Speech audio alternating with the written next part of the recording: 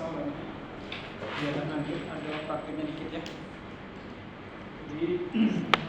Jadi sederhananya ETL itu punya struktur atau elemen-elemen yang bisa kita lakukan tahapan-tahapan itu ya. Jadi kalau dilihat kemarin yang sifatnya heterogen, ini adalah sumber data. Dilihat ini adalah bagian sumber data ini.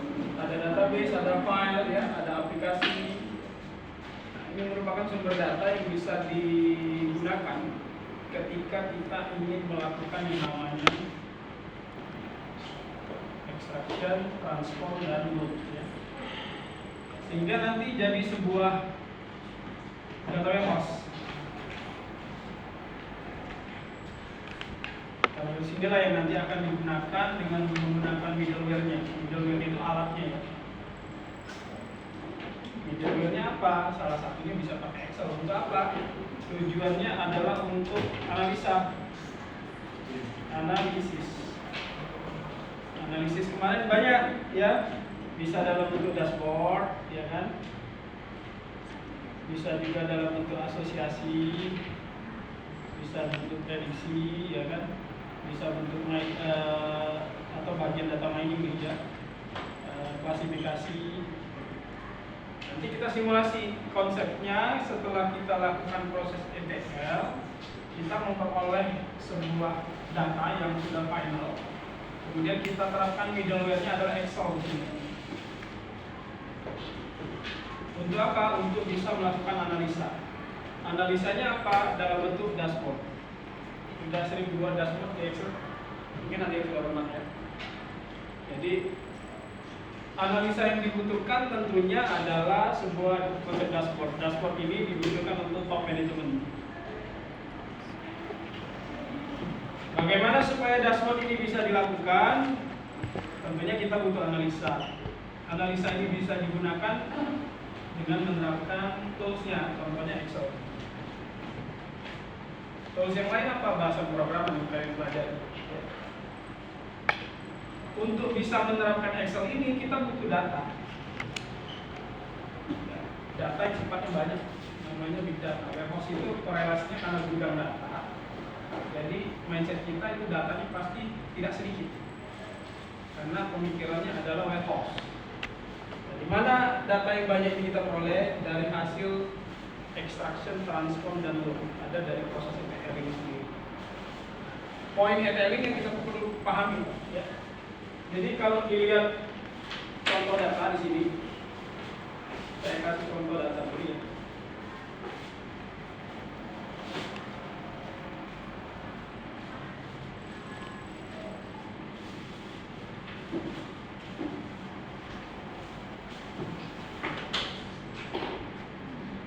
Ini ada contoh data yang kalau dilihat sebenarnya ada yang sifat datanya memang belum diproses pembersihan.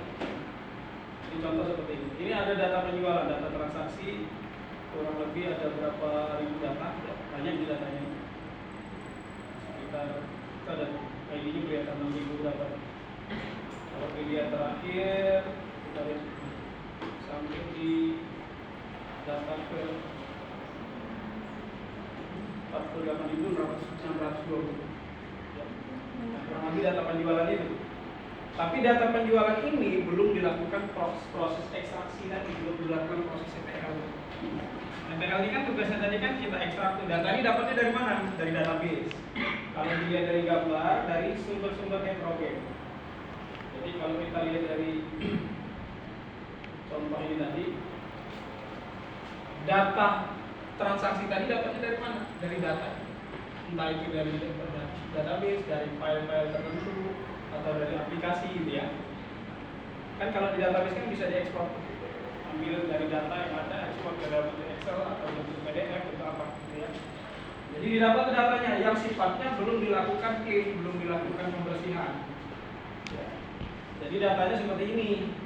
Yang mana yang dikatakan belum dilakukan pembersihan? Pembersihan itu kategorinya bukan semuanya dihapus, tapi disesuaikan dengan kebutuhan warehouse.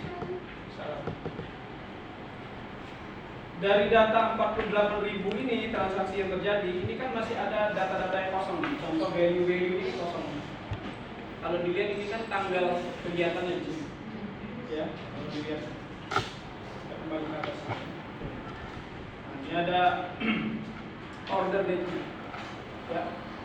Tanggal si pelanggan melakukan order pizza. Oke. Kalau dilihat ada tanggalnya sih, ada tanggal, bulan, tahun gitu ya. Ternyata ada data yang tidak sesuai, yang masih kosong. Maka perlu di-clean. Clean itu bisa saja dihapus, ya, karena itu dianggap tidak tersedia datanya. Bisa juga kita sesuaikan dengan formatnya yang dibutuhkan untuk di warehouse. Kalau dilihat di sini tadi kan masih banyak data yang kosong.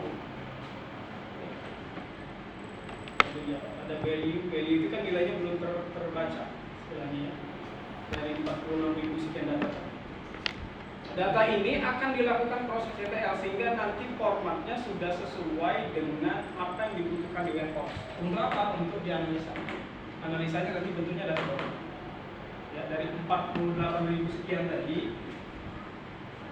Jadi kalau kita deteksi di sini ada banyak tadi ya tanggal ordernya kosong.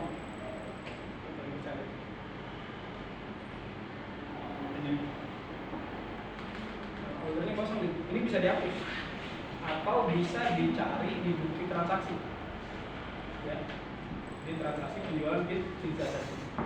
Kalau tidak didapatkan berarti ini tidak masuk dalam analisa, tapi harus didapatkan dari mana? Ya secara fisik biasanya kan, dilihatnya dari bukti transaksi, sehingga nanti bisa diisi.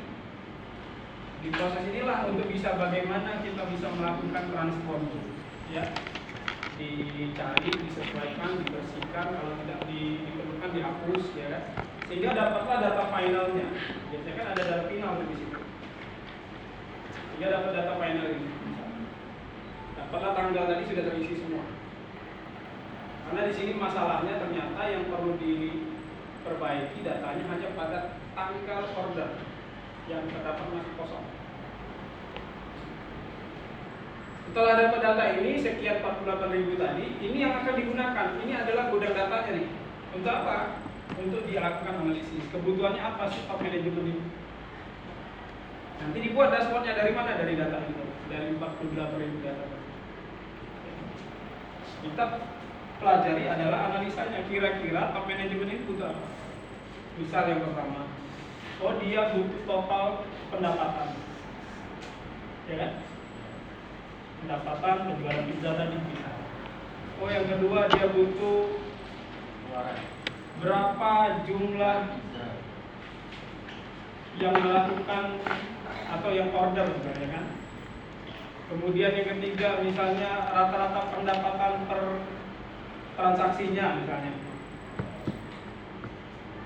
Per transaksi apalagi? Mau lihat apa lagi misalnya? Mau melihat data penjualan berdasarkan apa di sini kalau di Excel ada apa di atas? Di atasnya ya. Misalnya berdasarkan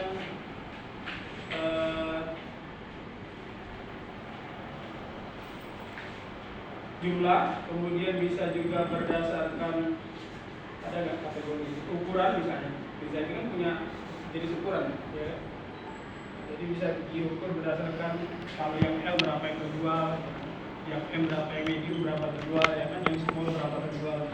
Nah ini bisa ditampilkan dalam bentuk dashboard. Contoh middleware-nya kita pakai Excel.